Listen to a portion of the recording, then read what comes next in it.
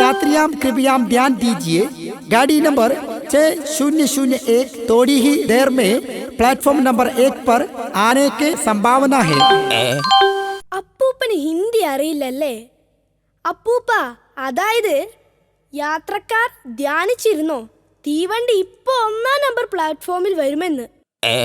അപ്പോ ഇതല്ലേ 1-ാം number platform? അതെ. എന്നാലേ ഞാൻ അപ്പുറത്ത് എവിടെയും പോയി നിന്നോളാം. ജീവിച്ചു കൊതി തീർന്നിട്ടില്ല മോനെ. ജീവൻ വേണേൽ റെയിലിലോട്ട് ഇറങ്ങി നിന്നോ. വണ്ടി പ്ലാറ്റ്ഫോമിൽ കയറിയാലോ പൊടി പോലും കിട്ടില്ല. കഷ്ടം. ഹിന്ദി അറിയാൻ പാടില്ലാത്തതുകൊണ്ടുള്ള ബുദ്ധിമുട്ട്. ഹലോ, ആ ചിഞ്ചുവോ? എന്താടാ? ഇല്ലടാ, ഞാനന്ന് കൊച്ചിക്ക് പോവുക. ഓ, നീ ഔട്ട് ഓഫ് സ്റ്റേഷൻ ആണല്ലേ? ഇല്ല, ഒരു 10 മിനിറ്റ് മുമ്പ് വരെ ഔട്ട് ഓഫ് സ്റ്റേഷൻ ആയിരുന്നു. ഇപ്പൊ ഞാൻ ഇൻസൈഡ് സ്റ്റേഷനാ. ഞാൻ സ്റ്റേഷന്റെ അകത്ത് കയറി. ഓക്കേടാ, ഞാൻ വന്നിട്ട് വിളിക്കാം. ബൈ.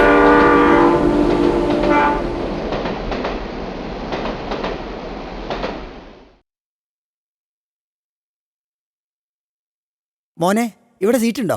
ഓ, ഇഷ്ടം പോലെ. സീറ്റൊക്കെ ഫുള്ളാണല്ലോ. മര്യാദയ്ക്ക് മുന്നിലെ കമ്പാർട്ട്മെന്റിൽ കയറിയാ മതിയായിരുന്നു. ആ ചെക്കനോട് ഞാൻ ചോദിച്ചതാണല്ലോ. എടാ, ഞാൻ നിന്നോട് സീറ്റ് ഉണ്ടോന്ന് ചോദിച്ചല്ലേ കയറിയത്. താനെന്താ ആളെ കളിയാക്കുക? ചേട്ടൻ എന്താ കണ്ണ് കണ്ടൂടെ? ഈ കാണുന്നതൊക്കെ സീറ്റ് അല്ലാതെ പിന്നെന്താ?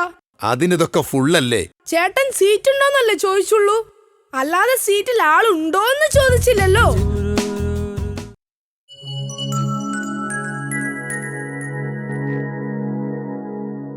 അമ്മേ, ഇവിടെ പലഹാരം വല്ലതും ഇരിപ്പുണ്ടമ്മേ? എനിക്ക് ലഡുവും ജിലേബിയും ചിപ്സും ഹൽവയും തിന്നാൻ വിശക്കുന്നു അമ്മേ. ഇപ്പോഴല്ലേ ദോശ കഴിച്ചത്, അപ്പോഴേക്കും വിശന്നോ? അതെനിക്ക് അറിയാവുന്നത് കൊണ്ടല്ലേ പലഹാരങ്ങളുടെ പേര് പ്രത്യേകം പറഞ്ഞത്. അങ്ങനെ ഇപ്പൊ എല്ലാം കൂടെ വാരി വലിച്ച് തിന്ന് തീർക്കണ്ട. വല്ലവരും വിരുന്ന് വന്നാ കൊടുക്കാൻ വെച്ചിരിക്കുന്നതാ.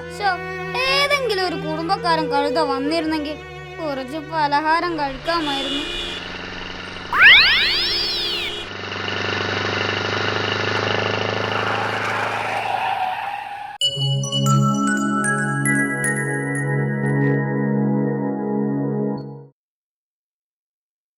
അമ്മേ, അമ്മേ, അമ്മേ.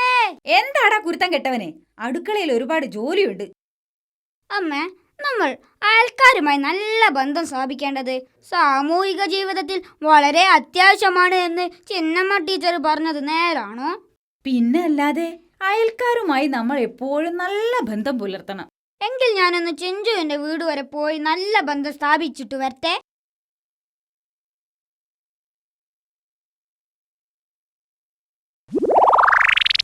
വേണ്ട, ഇപ്പൊ നീ അങ്ങോട്ട് പോവണ്ട.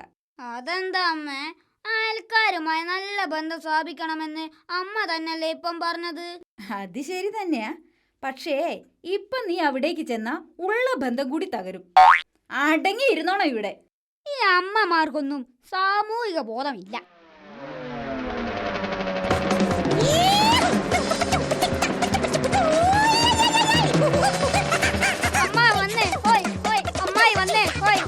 അമ്മേ, വേഗം ചായയും പലഹാരവും എടുത്തു വെക്ക്. അമ്മാവനും അമ്മായി നമ്മുടെ വീട്ടിൽ വിരുന്നു വന്നിരിക്കുന്നു. അല്ല, ഇത് ആരൊക്കെയാ വന്നിരിക്കുന്നത്? വരൂ വരൂ, എത്ര നാളായി ഈ വഴിക്ക് വന്നിട്ട്? ഓരോ തിരക്കല്ലേ പെങ്ങളെ, ഇവിടെ അടുത്ത് വരെ വന്നതാ. അപ്പൊ ഒന്ന് കേറിയിട്ട് പോവാന്ന് കരുതി. എന്തായാലും ചായയും പലഹാരവും കഴിച്ചു പോയാ മതി.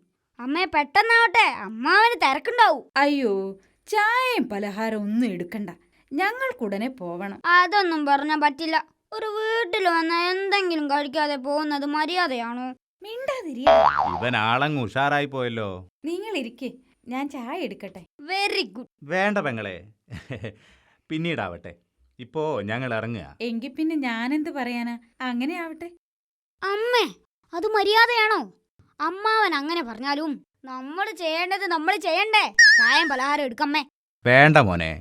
അപ്പോ പെങ്ങളെ, ഞങ്ങൾ ഇറങ്ങുകയാണേ. ഞാൻ സമ്മതിക്കില്ല, ഒന്നാലും സമ്മതിക്കില്ല. ചായ വേണമെങ്കിൽ കുടിക്കണ്ട, പലഹാരം കഴിച്ചിട്ട് പോയാ മതി. വിടുമോനെ. അയ്യേ, ഇവൻ എന്താ ഈ കാണിക്കുന്നത്? സ്നേഹം കൊണ്ടാ. വിടടാ ടിൻഡു, അവർക്ക് തിരക്കുള്ളത് കൊണ്ടല്ലേ. അമ്മാവ, ഞാൻ അവസാനായിട്ട് പറയാ, സ്നേഹത്തോടെ പറയാ, പലഹാരം കഴിച്ചിട്ട് പോയാ മതി. ഒരു വീട്ടിൽ വന്നാല് അതാണ് ഒരു മര്യാദ.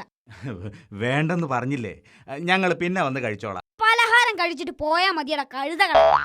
മര്യാദ വേണടാ അമ്മാവ, മര്യാദ. ഒരു വീട്ടിൽ കയറി വന്നാലേ മര്യാദയായി പെരുമാറാൻ പഠിക്കും. ഇങ്ങോട്ട് വാ, പച്ച വെള്ളം തരില്ലേ ദ്രോഹികളെ. ഇവരൊക്കെ എന്നാണാവോ മര്യാദ പിടിക്കുന്നത്?